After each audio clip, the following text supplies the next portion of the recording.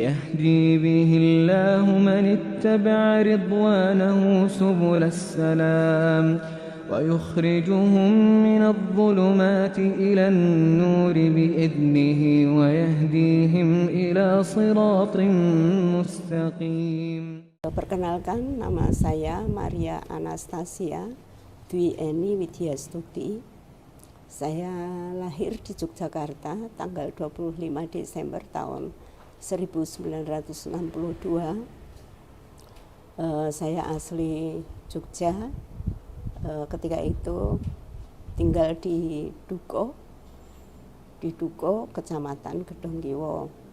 Saya berasal dari pemeluk agama Katolik Roma karena memang kedua orang tua saya beragama Katolik Roma, sehingga ketika saya lahir dibaptiskan dengan nama Anastasia di Gereja Bugeran. Terus ketika SMP diberi sakramen penguatan dengan nama Maria. Saya anak kedua dari 6 bersaudara.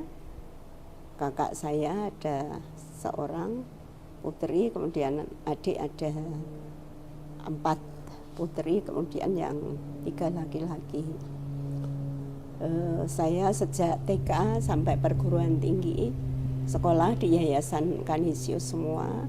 Belum ke IKIP Sanata Dharma, saya sempat ke Susteran Gedangan Semarang karena memang saya ingin jadi suster.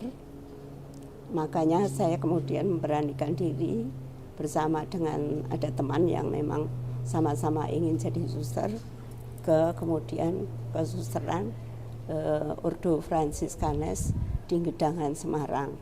Cuma karena memang orang tua saya tidak mengizinkan saya masuk biarawati, maka kemudian hanya teman saya yang kemudian lanjut, saya kemudian harus pulang untuk melanjutkan kuliah di IKIP Sanata Dharma, satu-satunya perguruan tinggi yang saya daftarkan diri bersama dengan orang tua, kemudian ambil jurusan Bahasa dan Sastra Indonesia. Begitu juga kakak dan adik-adik saya itu tidak ada yang sekolah di negeri kecuali 2 adik saya yang kemudian kuliahnya di UGM. Tapi kalau dari TK sampai SMA semuanya di Yayasan Kanisius. Bapak saya itu tokoh agama di Gereja Bugeran, diakon awam. Diakon ini pembantu pastor pada saat memimpin kebaktian. Kemudian saya juga aktivis gereja di Gereja Bugeran. Saya menjadi bendahara, pernah juga jadi sekretaris. Terakhir saya jadi bendahara di organisasi kepemudaannya. Kemudian juga ngajar sekolah minggu. Kemudian juga saya aktif juga sebagai Laskar Kristus. Ketika kemudian akhirnya saya saat 13 September 85, ketahuan sholat itu Desember 85. Ya memang kemudian oleh keluarga tentu saja mereka terkejut. Saya disidang kemudian disuruh milih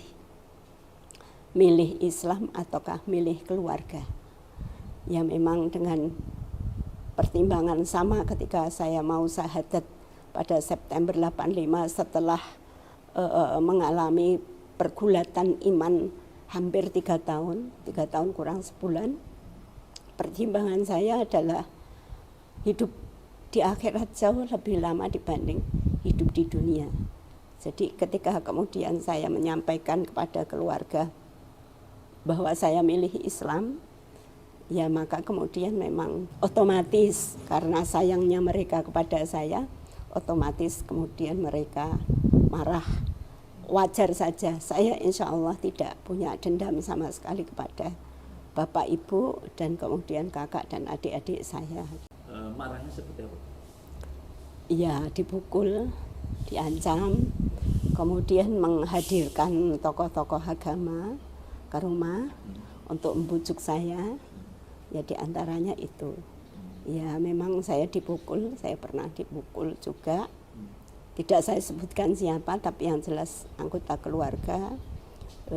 Kemudian kedua telinga saya memang ketika saya pingsan, bangun-bangun sudah Pingsan. sampai pingsan nih. Sampai pingsan. Kemudian kedua telinga saya itu darahnya kering. Makanya sampai sekarang kalau kemudian saya flu berat itu sakit, sering sakit. Ya itu diantaranya. Kemudian saya pernah diancam juga mau dibunuh karena bapak saya kan kemudian sakit. Jadi wajar ada anggota keluarga yang kemudian memang mengancam saya, kalau bapak kenapa kamu harus mati. Jadi ketika kalau saya di apa-apakan, dibunuh, dipukul dan lain sebagainya, saya memang diam dan zikir. Diam, tidak jawab itu, tapi saya diam dan hanya berdoa saja kepada Allah. Saya tidak pernah melawan, karena apa yang mereka lakukan saya sadari mereka sayang dengan saya. Ainul yakin ya, karena memang kalau ada orang Islam yang kemudian murtad, keluarganya pasti juga berupaya bagaimana caranya agar tetap berada di agama Islam. Sama keluarga saya juga begitu. Sampai orang tua meninggal hubungannya sudah kembali membaik betul? Ketika bapak saya meninggal tahun 95, sudah agak lumayan baik ya. Jadi seminggu sebelum bapak meninggal, karena bapak saya meninggal itu karena sakit jantung. Kalau ibu? Kalau ibu kecelakaan. Lebih mendahului atau lebih belakangan? Enggak, belakangan. Jadi bapak saya 95, seminggu sebelum bapak situ, saya itu kok ingin sekali sowan gitu. Kemudian saya panggil-panggil kok enggak ada yang nyaut. Ternyata bapak ibu sedang ada di kamar. Saya kemudian masuk, saya mendengar pembicaraan bapak dan ibu, saya nguping. Bapak saya mengatakan, kalau manggil saya kan Tuti. Tuti itu kok diapa-apakan kok tetap dia kekeh masuk Islam. Berarti mungkin panggilannya gitu. Jadi ibu saya dan bapak itu ngobrol-ngobrol tentang saya. Ya. Kemudian memang dibicarakan, ya sudah, kalau memang jalan Tuhan seperti itu ya sudah, biarkan saja dia berislam. Itu yang kemudian saya pegangi.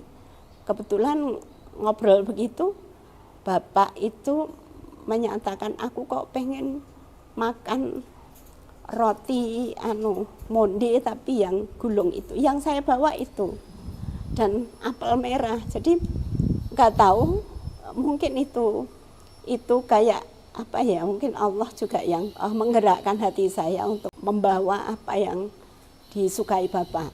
Nah ketika itu kemudian saya kembali lagi mundur pelan-pelan keluar, terus saya teriak manggil Pak Bu supaya mereka iya seakan baru datang.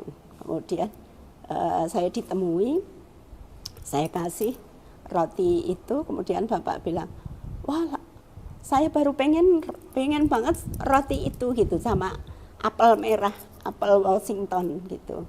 Nah karena kalau tahun 95 kayaknya untuk apel Washington masih mahal. Ya masih mahal. Sekarang juga mahal. Ya itu. Ya kemudian seminggu sesudahnya memang bapak wafat. Bapak saya sudah pensiun, usianya ketika meninggal itu 63. Terus ya, itu kemudian Bu Mira diterima kembali oleh keluarga. Ya agak lumayan baik. Tapi ya kalau kakak adik belum.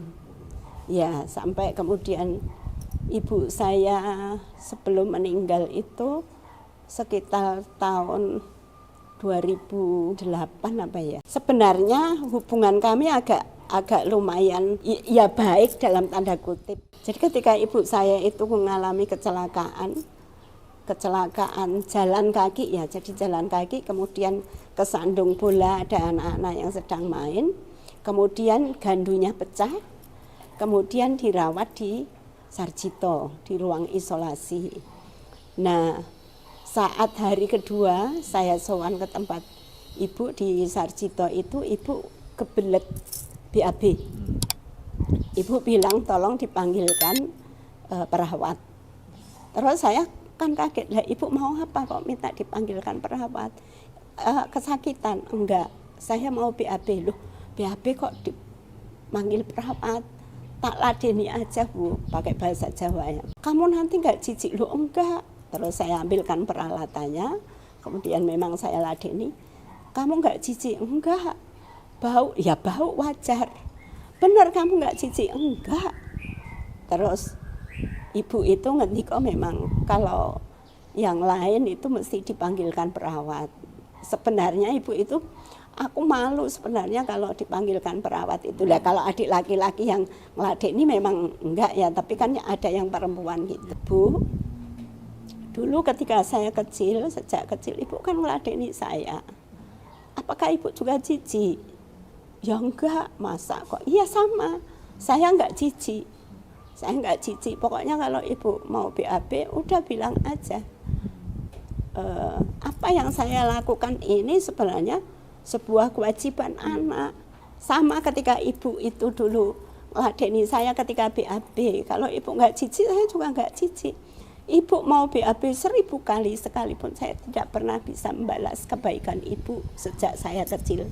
Nah, saya lihat sudut. Jadi ibu itu nangis. Kemudian beliau minta, ya kalau begitu setiap kali saya BAB itu jam sekian, sekitar jam 9-an. Mbok kamu datang, bisa nggak kamu minta izin dari kantor agar saya kalau BAB itu nggak usah manggil perawat, saya malu gitu. Nah gitu saya, oh nggih, insya Allah saya pasti diizinkan. Ya karena kepala sekolah saya tahu ya kondisi saya seperti apa. Saya ya akhirnya dari situ ibu membaik. Bahkan ketika waktunya sholat, ibu itu mengatakan, Dok, kowe nek arep sholat di situ gitu. Saya disuruh sholat di ruangan ibu itu. Itu pertama kali. Kemudian akhirnya ibu sangat luluh dan kembali seperti dulu ketika sebelum saya masuk Islam. Itu. Belum sempat bersyahadat, Bu? Enggak. Memang ibu pernah menyampaikan ke kami sekeluarga. Ketika itu anak saya ini masih kecil, karena saya tinggal haji juga tahun 98. Ini yang nomor 2 itu usianya ketika itu 14 bulan. Ibu itu sering datang ke rumah. Di sana saya juga, di Tanah Suci saya juga mohon hidayah untuk orang tua saya, kakak dan adik, tapi sampai hari ini tidak Allah kabulkan, belum. Allah bercita-cita ingin jadi suster. Dorongan apa Bu yang mendorong ibu punya cita-cita menjadi suster? Jadi kelas 3 SMP itu memang saya takut mati. Takut mati, saya mempertanyakan tentang kemana ruh lepas dari jasad. Itu saya tanya ke pastor karena memang saya lebih sering juga di Pasuruan. Jadi kalau pulang sekolah, karena kan dari SD Kanisius Pugeran, dari SMP Istilah Duce itu kalau mau ke Pasuruan itu nggak terlalu jauh beloknya. Itu saya sering tanya ke Romo. Kebetulan sering ikut bantu masak juga pokoknya senang saya ada di gereja gitu bermain, ada teman-teman juga yang ikut gitu. Nah itu saya tanya Romo, kalau roh lepas dari jasad itu kemana perginya? Apa yang dialami ruh itu. Tapi jawabannya memang pertanyaan berat. Ya, jawabannya yang penting kamu itu percaya kalau Yesus itu Tuhan, kamu pasti masuk surga. Nggak usah ditanyakan roh itu kemana perginya gitu. Ya pastinya langsung ke surga. Tapi itu tidak membuat saya marem gitu ya. Artinya puas dengan jawaban itu. Maka kemudian saya takut mati. Iya kalau betul masuk surga. Kalau masuk neraka, karena kalau kemudian antara pendosa dengan tidak itu hanya modal percaya, dibaptis, kemudian semua masuk surga, Tuhan tidak adil. Sudah mulai mempertanyakan itu. Kemudian kalau begitu saya tak jadi suster. Kalau jadi suster itu katanya kan jadi istri Tuhan. Hidup selibat, tidak menikah, melayani umat, mulia sekali hidupnya. Itu makanya sebagai istri Tuhan pasti dimasukkan surga dong. Nah makanya kemudian sejak itu saya pengen jadi suster. Nah itu mempersiapkan diri, Bu. Iya, kemudian berlanjut, memang pertanyaan saya itu berlanjut di SPG. Wakil kepala sekolah kebetulan Bruder Nikolas. Kebetulan saya dekat sekali dengan beliau. hobi saya membaca. Jadi kalau di perpustakaan itu ada novel gitu yang belum dimasukkan ke perpustakaan, saya pasti dipanggil. Itu saya disuruh baca dulu. Nah, oleh Bruder Niko ini saya diberi pinjaman buku sadana berkaitan dengan perjalanan ruh. Kemana ketika orang mati itu seperti apa, jadi perjalanan ruh. Tapi tetap karena sumbernya tidak jelas, hanya pengakuan orang yang mati suri, maka itu tidak membawa saya ketenangan. Sampai kemudian dihadirkan psikiater, itu di sekolah. Orang tua saya nggak tahu, saudara-saudara saya nggak tahu. Padahal saya sulit tidur. Karena ketakutan itu? Iya, karena ketakutan ya. Takut mati. Jadi gangguan jiwa. Kemana ruh lepas dari jasad. Makanya saya lebih aktif di gereja karena itu juga untuk mencari bekal gitu. Jadi sih memang saya nggak terlalu puas dengan kata-kata pastor bahwa kalau percaya kepada Yesus pasti akan masuk surga. Itu tidak saya percaya betul gitu. Bermuara dari pada saat Desember 82 saya nggak sengaja datang ke rumah tetangga. Kebetulan beliau juga suka atau hobi membaca. Kita sering tukar-tukaran buku atau novel bacaan. Beliau Mbak Dwi namanya, kuliah di KIP Muhammadiyah, jurusannya sama di Bahasa dan Sastra Indonesia. Mbak Dwi ini dengan kakaknya dan adiknya bertiga, bapaknya beli sebagian tanah orang tua saya, tapi tinggalnya agak jauh dari rumah ya cuma sekitar 100-an meter ya. Kemudian saya datang ke rumahnya, beliau sedang mandi. Ya saya agak akrab dengan beliau. Ketika itu kemudian saya memang matur, dia punya buku bacaan enggak? Ada Mbak, di meja, silahkan diambil. Nah saya datang ke kamarnya, di meja ada 2 buku, 1 novel Kugapai Cintamu, yang 1 bukunya bersampul coklat. Nah buku itu yang saya ambil tanpa saya buka judulnya. Terus saya bilang ke Dek, tak bawa ke rumah ya? Iya Mbak, silahkan gitu. Nah, saya bawa ke rumah. Ternyata setelah sampai rumah, saya buka judulnya Mengapa Saya Masuk Islam, Edi Krayan Hendrik. Wah, saya tutup buku itu. Loh, kok buku ini ya? Kok buku ini yang saya ambil? Saya agak buruk sangka dengan Mbak Dwi. Wah, jangan-jangan disengaja ini. Saya kembalikan takut, tapi memang terbayang judul itu. Ini agak lama, beberapa bulan, mungkin 1-2 bulan tidak saya buka.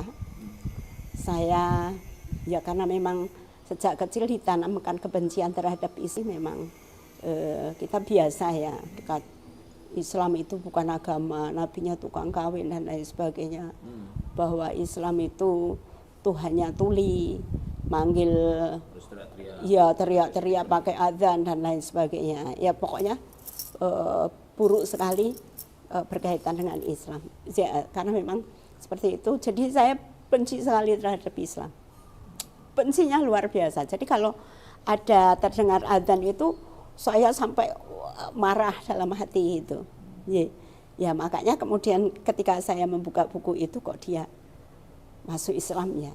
Padahal dia kalau Edi Krayan Hendrik namanya kan mungkin Kristen ya, bukan Katolik gitu. Karena saya penasaran, saya buka, saya biasa kalau membaca buku mesti daftar isi yang saya lihat. Ya. Kemudian di situ ada tertulis Yesus bukan Tuhan. Kemudian mempertanyakan tentang kitab suci, mempertanyakan tentang ibadah. Menohok? Ya, sangat menohok. Tapi saya tutup karena saya marah. Tapi memang penasaran. Akhirnya saya baca buku itu, kemudian saya cocokkan. Marahnya kenapa? Ya karena tidak mengakui Yesus sebagai Tuhan, padahal dia Kristen. Kemudian kutipan-kutipan ayatnya saya cocokkan dengan apa yang ada di Injil. Ini Injil saya tahun 77, terbitan Lembaga Alkitab Jakarta. Justru dari Injil ini apa yang disampaikan oleh Edi Krayan Hendrik itu memang betul sekali. Ini misalnya yang sangat menohok. Misalnya ini saya buka Injil karangan Matius babnya 7 ayat 21 sampai 23. Tidak semua orang yang memanggil saya Tuhan, Tuhan akan menjadi warga pemerintahan Allah. Hanya orang-orang yang melakukan kehendak Bapa saya yang di surga yang akan menjadi warga pemerintahan itu. Pada hari kiamat banyak orang akan berkata kepada saya, Tuhan, Tuhan, bukankah dengan nama Tuhan kami sudah menyampaikan berita dari Allah? Dan bukankah dengan nama Tuhan juga kami sudah mengusir setan-setan serta membuat banyak keajaiban? Tetapi saya akan menjawab, saya tidak mengenal kalian. Pergi dari sini kamu orang-orang durhaka. Saya tidak tahu, padahal kalau yang namanya membaca Alkitab memang ya kadang saya membaca. Bahkan kalau pas Paskah atau Natal itu sering diminta juga untuk membaca Alkitab di perayaan itu. Jadi kalau harian yang baca Alkitab itu diakon awam, tapi kalau pas Paskah atau Natal itu biasanya dari jemaat. Ya karena saya aktif di sekretariat pemudanya, kemudian kadang itu jadi MC pas Paskah atau Natal atau baca Alkitab. Cuma sebelumnya saya tidak pernah bisa mencerna. Ya jadi kayaknya membaca itu ya nggak dipikirkan. Tapi ketika kemudian saya mencocokkan apa yang dituliskan oleh Eddie Ryan Hendry dengan apa yang saya ada di Injil ini, saya kemudian baru berpikir, loh kok begitu ya? Kalau dia, Yesus ini mengatakan yang manggil Tuhan, Tuhan itu justru dimurkai, malah dikatakan durhaka. Kalau yang di tahun 82 malah ada sebutan iblis dan lain sebagainya gitu. Jadi memang ada perbedaan-perbedaan. Nah kemudian ini memang saya cermati. Apalagi di buku Eddie Ryan Hendry itu dikatakan juga berkaitan dengan kemurnian kitab suci. Ya makanya kemudian saya buka Alkitab ini, Alkitab lengkap mulai dari perjanjian lama sampai perjanjian baru.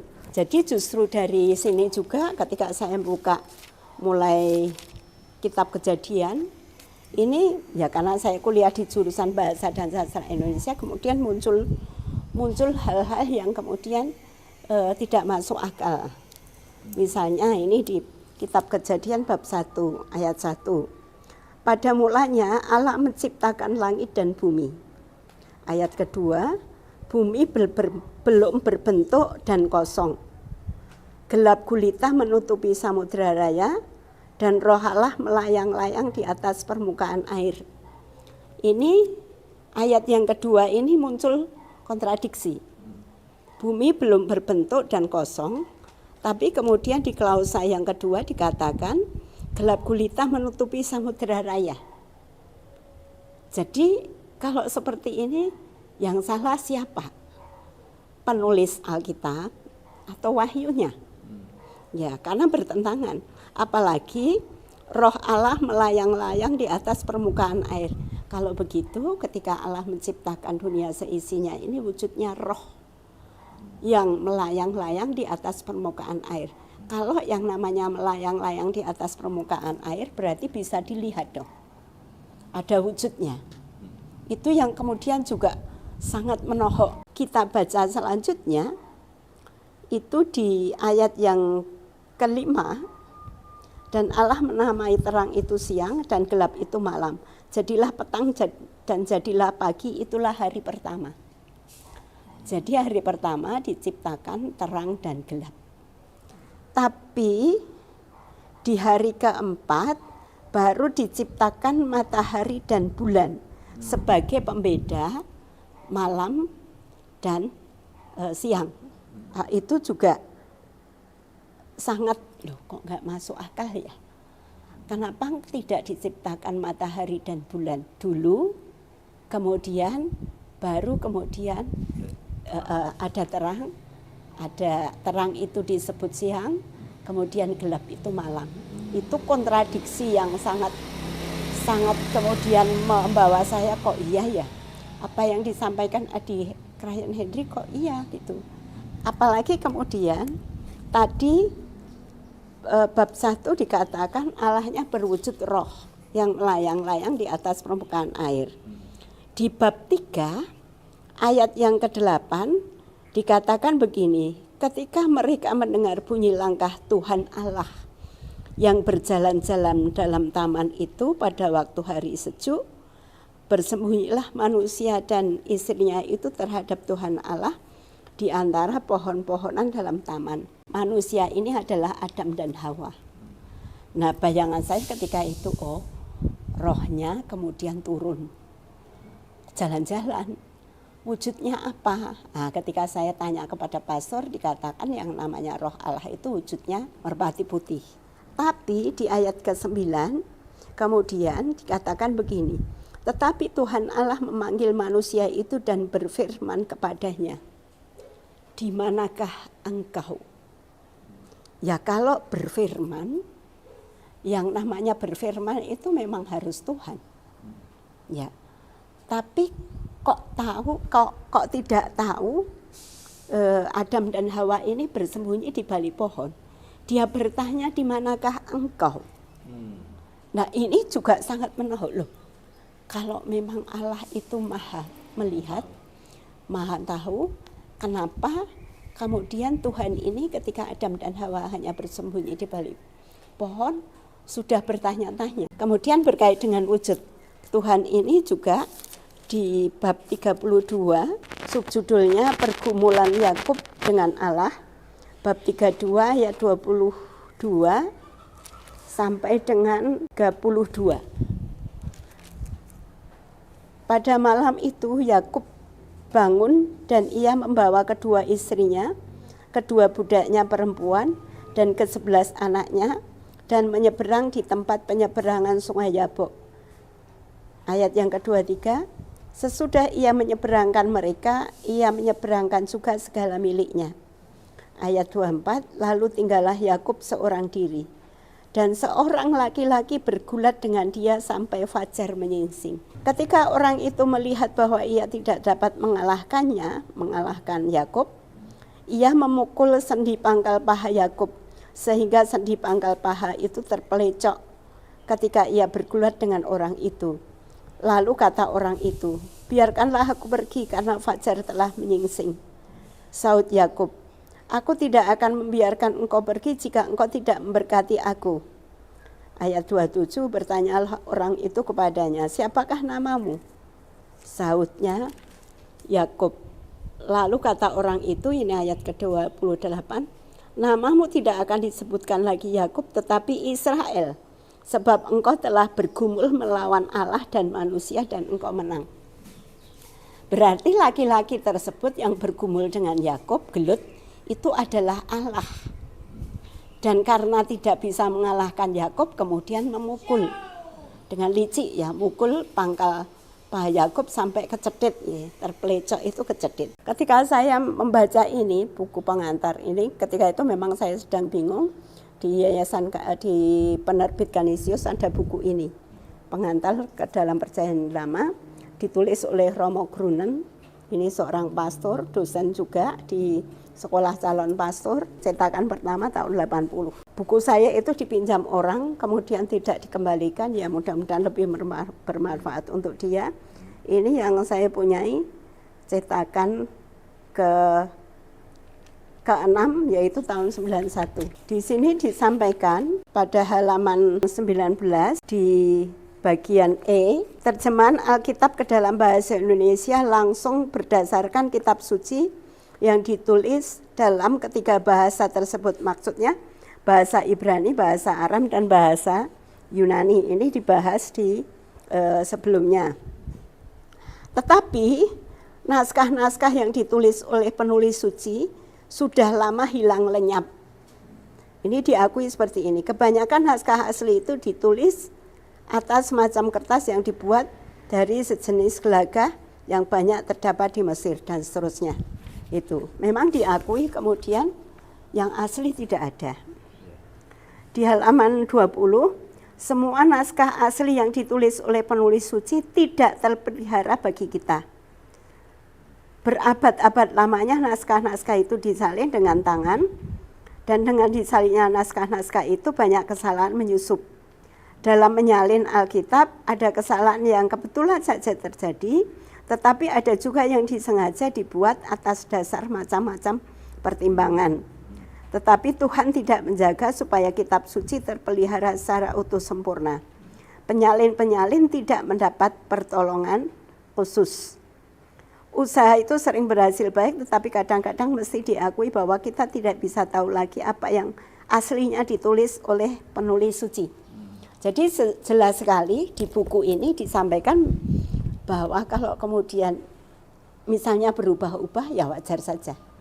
Karena yang asli tidak ada. Ya memang ketika kemudian saya belajar tentang Islam, jadi di 5 bulan terakhir sebelum saya syahadat, itu terjadi di semester 6, saya menemukan buku studi ilmu Al-Quran dari Almanak Cotton, ya karena memang saya hobi membaca, saya mencari, kemudian di buku studi ilmu Al-Quran Almanak Cotton itu memang dijelaskan bagaimana ayat-ayat Al-Quran itu diturunkan kepada Nabi melalui malaikat Jibril.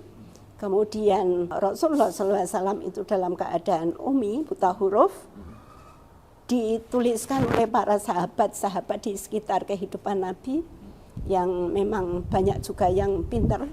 Dari itulah yang kemudian akhirnya menjadi mushaf sampai hari ini. Ini tadi sudah sampai titik mulai ragu dengan Alkitab. Juga ibadah. Ibadah itu di Alkitab dituliskan kalau ibadah itu bakar. Misalnya bakar buah, bakar sayur. Tapi kan sejak kecil saya tidak pernah melihat kalau yang namanya kebaktian itu ya seperti itu. Artinya sudah mulai ragu-ragu ya? Sangat. Lalu itu apakah tidak ada dialog atau konsultasi dengan Romo Pastor? Iya. Jadi saya mempertanyakan soal Tuhan. Kenapa disebut Trinitas? Saya itu ke gereja, saya dialog dengan mereka. Siapa Tuhan saya yang sebenarnya? Kita itu punya Tuhan, kenapa bisa Trinitas?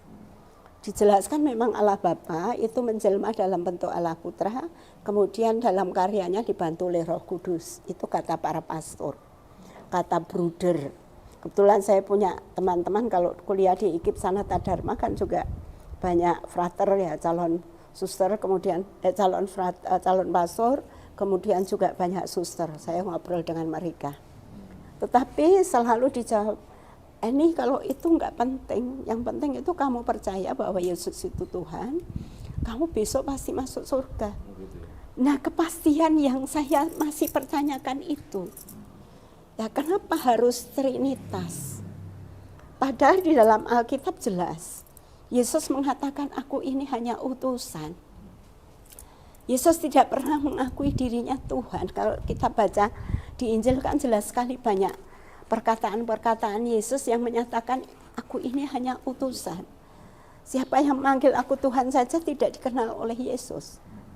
Ya kalau utusan kan beda dengan yang mengutus. Iya, tapi kemudian Allah ini menjelma dalam bentuk Allah Putra, dalam bentuk Yesus. Kapan itu terjadi? Apakah saat Bunda Maria mengandung, itu kemudian Allahnya sudah bersemayam di dalam kandungan Bunda Maria? Dan kok sebegitu lemahnya, begitu remehnya Tuhan di dalam kandungan seorang wanita. Kemudian lahirnya seperti apa? Apakah dibantu atau lahir sendiri? Masa Tuhan lahir dari manusia? Itu tidak masuk akal. Ketika saya tanyakan itu pertanyaan yang enggak penting. Yang penting kembali lagi bahwa kamu percaya Yesus itu Tuhan. Sampai saya bandingkan yang namanya Trinitas itu seperti rokok. Romo boleh enggak saya bandingkan kalau Trinitas itu seperti rokok. Rokok itu kan terbuat dari tembakau, ada kertasnya, ada bumbunya. Oh, kamu pinter. Terus saya katakan, Romo, kalau kertasnya saya buka, saya buang, apakah itu masih rokok? Ya terkejut. Apakah tembakonya ketika terpisah dari bumbunya itu masih rokok? Kan tetap kertas, tembakau, dan bumbu. Sama, ini Allah yang menjelma dalam Allah Putra. ini sejak kapan menjelma? Kemudian Roh Kudus itu bentuknya seperti apa? Itu pertanyaan yang memang tak terjawab. Gimana kisahnya kemudian kok larinya ke Islam bukan ke agama yang lain? Jadi ketika saya sudah bingung di Katolik, saya belajar tentang Kristen sama aja. Cuma peribadatannya yang agak beda, Alkitabnya juga agak beda. Kemudian saya belajar tentang Buddha ketika itu. Sempat belajar tentang Buddha, tentang Hindu, kemudian aliran kejawen juga. Kenapa saya nggak belajar Islam? Ya karena saya benci dengan Islam. Itu 2,5 tahun saya kacau, galau. Saya sampai berdoa, ya Tuhan di agama manapun tunjukkan. Engkau itu siapa, engkau itu di mana. Dalam agama apa saya harus mempercayai engkau. Ya akhirnya karena memang 2,5 tahun saya bergulat dengan beberapa agama dalam tanda kutip itu, saya mau tidak mau saya harus belajar Islam. Nggak ada pilihan lain. Tidak ada pilihan lain. Nah ketika kemudian saya mencoba mencari Al-Quran, terjemah di shopping center ketika itu memang... Jadi yang pertama dicari Al-Quran? Iya Al-Quran. Bukan bertanya lagi ke... Tidak. Karena kalau saya belajar tentang Islam mau kepada siapa? Saya nggak kenal tokoh Islam. Saya juga takut. Saya cari di shopping center, saya mau beli Quran terjemah. Kemudian, yang terbitan mana? Saya nggak paham, kemudian ditunjukkan ada bahasa Arab, ada kemudian terjemahannya. Saya nggak mau. Bayangan saya yang namanya terjemahan Al-Quran ya sama dengan ini. Ya bahasa Indonesia atau bahasa Jawa. Itu saya keliling muter. Tapi nggak ada. Kemudian penunggu sosial agensi itu manggil saya dari kejauhan. Wah itu pasti ketemu. Mbak mau cari terjemahan Al-Quran? Iya. Maaf Mbak, sebenarnya Mbak ini agamanya apa? Wah langsung saya ketika itu barangkali pucat. Saya terkejut loh. Kok Bapak bertanya soal itu? Terus saya memang mendekat bisik-bisik, maaf Pak, saya beragama Katolik. Oh gitu. Gini Mbak, sini Mbak. Terus beliau sibuk membukakan. Mbak yang namanya terjemahan Al-Quran, kemudian ditunjukkan. Mbak judulnya terjemahan Al-Quran. Dibukakan, ini terjemahannya. Ini Al-Qurannya. Kemudian dibukakan tafsir Al-Quran. Mbak ini judulnya tafsir Al-Quran. Ini tafsirnya, ini Al-Quran. Kemudian diambil Al-Quran. Yang namanya Al-Quran ini Mbak judulnya Al-Quran. Bahasa Arab semua. Jadi Al-Quran itu ketika diterjemahkan, ketika ditafsirkan, tidak pernah meninggalkan bahasa wahyunya. Bahasa aslinya yaitu bahasa Arab. Kenapa? Sedunia ini akan tahu bahwa yang namanya Al-Quran itu bahasanya sama, bahasa Arab. Wah itu langsung ces saya. Loh, kok Bapak menyampaikan itu ya? Kok katanya sedunia ini Al-Quran ini tulisannya sama. Bedanya hanya ketika diterjemahkan, ditafsirkan dengan bahasa yang masing-masing. Nah akhirnya saya beli buku terjemahan Al-Quran, disarankan beli yang dari Kemenak. Katanya mudah dipahami. Nah dengan sembunyi-sembunyi, buku itu saya bawa pulang, saya sembunyi-sembunyi. Jadi sama dengan buku Mengapa Saya Masuk Islam itu saya simpan di almari kecil saya, almari pakaian. Kemudian saya kuncinya saya bawa kemana-mana, takut ketahuan. Nah ketika saya membaca terjemahan Al-Quran, Al-Fatihah saya gak paham. Saya baca Al-Baqarah. Itu mulai kemudian ayat yang membicarakan tentang kok pertama berkaitan dengan sholat ya. Orang Islam itu mengatakan kalau mau ibadah itu sholat. Kok di sini ada sholat? Sementara ketika saya belajar tentang ibadah di luar Islam, itu tidak pernah kemudian disampaikan namanya ini pergi ke gereja, namanya kebaktian misalnya, atau misa kudus, nggak ada, sama sekali nggak ada. Bahkan antara yang dituliskan di Alkitab dengan praktek kenyataan ketika beribadah itu sama sekali bertentangan, tidak ada sama sekali. Orang Islam itu kok sholat ya? Berarti apakah sholat ini merupakan perintah?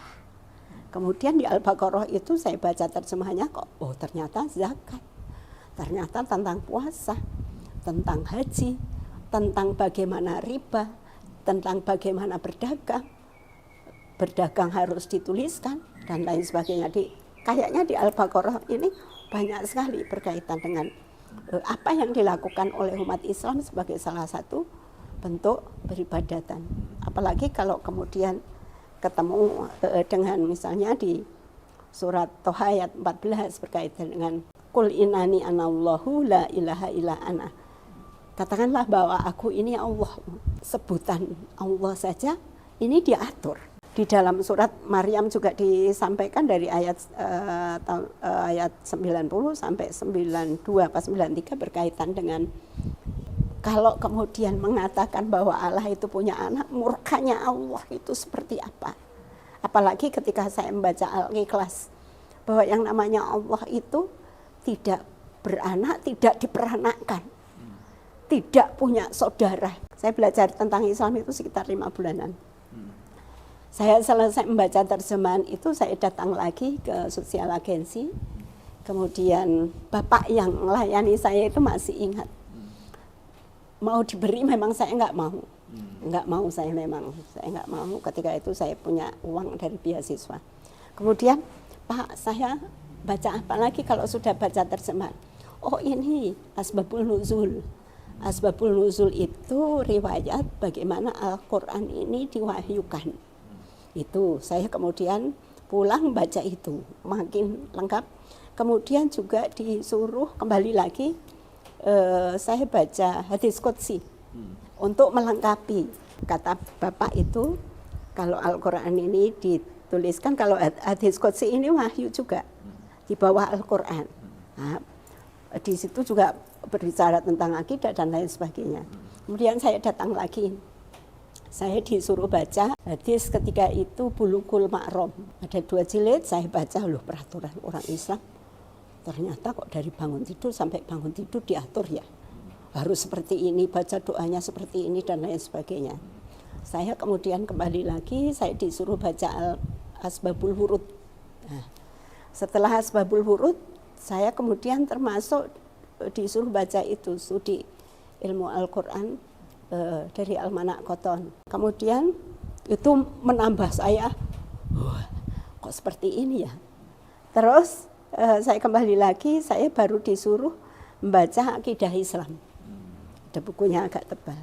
Tapi sebelumnya ini sebenarnya berawal dari penasaran, saya tanya ke teman saya, Mbak Margiati namanya, di IKIP Sanata Dharma. Sebelum akhirnya saya bingung, saya nyari Al-Quran terjemah itu. Yang buku tadi, bukan? Bukan, beda lagi. Mbak Margiati ini teman kuliah di Sanata Dharma.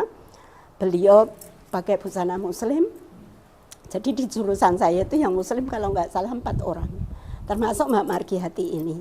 Saya tanya kepada Mbak Margiati, Mbak Margiati, Tuhanmu itu laki-laki apa perempuan? Dia terkejut memang. Kemudian dia cari sapu tangan. Dengan sehelai sapu tangan itu dibentangkan di antara wajah kami. Ketika itu saya marah. Dalam hati marah. Saya bertanya, Tuhanmu laki-laki atau perempuan? Kok dia malah ambil sapu tangan dan dibentangkan di antara wajah kami? Kemudian dia bertanya, Eni, kamu bisa lihat saya enggak? Ya enggak, mau ditutup dengan sapu tangan. Kita ini hanya dibatasi dengan sehelai kain. Itu tidak bisa saling melihat. Apalagi melihat Sang Yang Maha Allah. Coba lihat mana yang disebut langit. Saya tunjukkan itu salah. Kamu belum pernah naik pesawat ya? Iya. Itu awan. Wah, saya merasa terpukul sekali itu. Itu sebelum membaca buku. Sebelum membaca terjemahan Al-Quran itu awan Kalau naik pesawat akan terlihat ada lapisan awan. Dan langit itu jauh sekali. Apakah biru-biru itu sudah langit? Wallahu a'lam. Mata kita ini terbatas karena kita ini makhluk ciptaan Allah. Wallahu a'lam, Allah itu laki-laki atau perempuan. Karena kalau laki-laki perempuan itu ciptaannya. Dan manusia dibatasi Karena makhluk maka terbatas. Pandangan mata kita, pendengaran kita dan lain sebagainya itu terbatas. Lah kok mewujudkan Allah itu seperti apa? Terus reaksinya Bu Mariam tuh? Ya, ketika itu memang saya terkejut loh. Kalau di Katolik kan jelas laki-laki. Ya. Hindu, Buddha, Konghucu semua laki-laki. Ya, kalau kejawen memang nggak diperlihatkan ya. Loh kok ini beda sendiri ya? Jadi Islam itu tidak bisa mewujudkan tidak ada wujudnya. Iya. Bahkan yang namanya Nabi Muhammad itu kalau kamu pergi ke masjid-masjid nggak bakal kamu tahu yang namanya Nabi Muhammad itu seperti apa. Kenapa? Karena takut dipuja. Jadi sesembahan itu dimurkai oleh Allah. Nah, dari perenungan itu Mbak Margiati ini saya kemudian cari terjemahan Al-Quran itu. Ke toko buku tadi Bu? Iya, ke toko buku dengan proses yang seperti itu 5 bulan. Baik. Nah kemudian sampai pada kesimpulan Islam adalah yang benar dan memutuskan saya itu. Ya, pertama tentang Tuhannya. Tuhannya tidak laki-laki, tidak perempuan. Tidak diwujudkan dalam bentuk apapun. Bahkan dikatakan Allah murka kalau kemudian itu diwujudkan dalam bentuk makhluk. Di surat Maryam tadi. Disamakan dengan makhluk itu Allah sangat murka. Karena memang Allah yang maha segalanya. Allah awal dan akhir. Jadi tidak mungkin lahir, tidak mungkin mati. Tapi di Katolik kan jelas ada kematian. Tuhan mati, Tuhan lahir. Nah, ya kemudian juga tentang Alkitab, tentang ibadah. Semua diatur dalam Al-Quran. Apalagi tentang kematian. Jawaban kemana ruh lepas dari jasad itu saya temukan di Al-Quran. Dan juga di buku-buku yang saya baca. Ternyata ruh lepas dari jasad itu ada prosesnya. Bahkan sakaratul maut itu pun dibicarakan. Ada kemudian orang yang meninggal itu di alam ruh, alam barzah itu seperti apa. Nanti sama-sama kemudian menanti di akhirat akan ada yaumul hisab. Sampai kemudian nanti lewat jembatan Sirat. Kemudian baru kemudian ditentukan dia akan masuk surga atau masuk neraka. Itu jelas sekali. Dan itu baru saya temukan di Islam, Masya Allah. Nah itu yang kemudian memantapkan saya. Kalau begitu agama yang benar, Tuhan yang benar di sisi Allah itu jelas Islam. Al-Quran itu jelas wahyu, tidak ada yang mengubah sama sekali, tidak akan ada berani yang mengubah. Karena semuanya sama. Dari wahyu ketika ditulis, di selembar cukup banyak ya, di batu, di pelepah kurma dan lain sebagainya, kemudian dikonfrontasikan, kemudian dibuat mushaf, dan kemudian sekarang ada di sekitar kita, yaitu Al-Quran. Kemudian ibadahnya jelas sekali, ada tuntunannya, patokannya seperti apa, aturannya seperti apa. Nah itu yang kemudian membawa saya, kalau begitu saya harus masuk Islam. Karena saya takut mati. Jelas Allahnya dalam Islam ini adil. Semua akan dihisap, apapun Allah maha melihat. Orang bisa tidak lihat, tapi Allah maha melihat dan dicatat. Di kiri kanan kita ada malaikat pencatat amal baik dan amal buruk. Tidak ada yang kemudian terlewatkan. Tapi saya ragu. Saya kalau masuk Islam bisa mati, dibunuh. Tapi saya akan lebih lama hidup di akhirat. Paling sekitar 60-70 tahun saya hidup di dunia. Dan ketika itu usia saya sudah 23 tahun. Yang kemudian membawa saya akhirnya pada 13 September 85 saya syahadat. Di kamar. Di kamar? Iya, di kamar saya syahadat sendiri. Itu bukan secara formal syahadatnya? Saya secara formal karena ketika itu kemudian akhirnya saya mau menikah, saya ada surat pensyahadatan itu dibuat kalau nggak salah tahun 87. Suratnya, tapi ikrar syahadat secara terbuka enggak Pak? Nggak ada. Nggak ada. Jadi saya ketika itu karena sudah ketahuan saya masuk Islam, kemudian ada ujian dari keluarga, saya ditawar-tawarkan siapa yang mau menikahi. Kemudian suami saya, karena bapaknya ada di depan rumah saya. Suami saya kan tinggal di Kalibawang, Kulon Progo.